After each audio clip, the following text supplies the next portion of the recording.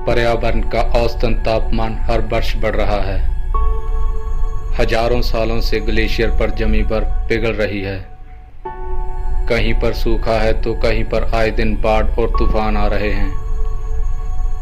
निरंतर बढ़ रहा समुद्री जल स्तर कई शहरों के डूबने की आशंका जता रहा है। क्या यह इतनी गंभीर समस्या है जिसकी आज विश्व स्तर पर चर्चा हो रही है? हर वर्ष बढ़ता तापमान क्या हमें विश्व तबाही की तरफ ले जा रहा है? स्वागत है आपका मेरे YouTube channel nature and facts में। मैं बात कर रहा हूँ ग्लोबल वार्मिंग के बारे में। ग्लोबल वार्मिंग, इसके वैसे तो बहुत से कारण हैं, लेकिन इसका मुख्य कारण ग्रीन हाउस इफेक्ट है।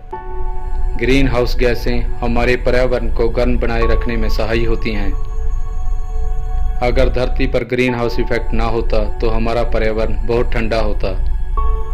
यहाँ पर सिर्फ बर्फ ही बर्फ होती और यहाँ पर शायद जीवन संभव ही ना होता। लेकिन हमारी आधुनिक गतिविधियों के कारण बढ़ रहे पॉल्यूशन से और विश्व स्तर पर बढ़ रहे हथियारों के इस्तेमाल के कारण पर्यावरण में बहुत सी हानिकारक गैसें जमा हो गई हैं, जो ग्रीन हाउस गैसों के साथ मिलकर एक ऐसी चादर बना लेती हैं जो गर्मी को वापस वायुमंडल में जाने ही नहीं देती, जिसकी वजह से हमारी धरती की निचली सतह, जिसे सौरमंडल कहते हैं, उसमें निरंतर गर्मी बढ़ रही है, जो ग्लोबल वार्मिंग का कारण बन रही है। 100 से ज़्यादा देशों के वैज्ञानिकों की रिपोर्ट के अनुसार धरती की सतह का तापमान 20वीं शताब्दी में 0.8 डिग्री तक बढ़ा है और 21वीं शताब्दी में इसके 5.8 डिग्री तक बढ़ने का अनुमान है। अगर तापमान ऐसे ही बढ़ता रहा तो आने वाले 40 सालों में ग्लेशियर पर मौजूद सारी बर्फ पिघल जाएगी, जिसकी वजह से समुद्री जल स्तर निरंतर बढ़ता रहेगा। एक रिपोर्ट के अनुसार सन 1870 से लेकर अब तक समुद्री जल स्तर 20 सेंटीमीटर तक बढ़ चुका है, जो समुद्री किनारों पर बसे शहरों के डूबने की आशंका जता रहा है,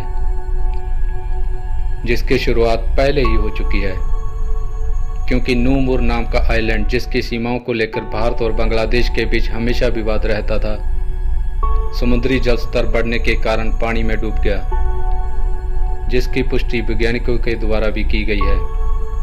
ग्लोबल वार्मिंग धीरे धीरे बहुत गंभीर समस्या बन गई है।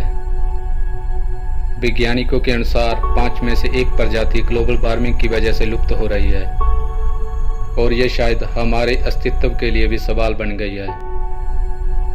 इसके दुष्परिणामों को देखकर बहुत से देशों के द्वारा कई अहम कदम उठाए जा रहे हैं, जैसे ईंधन कारों की जगह पर अब इलेक्ट्रिक कारों का इस्तेमाल होने लगा है और कई देशों के द्वारा नष्ट हो चुके जंगलों को मुड़ बसाया जा रहा है।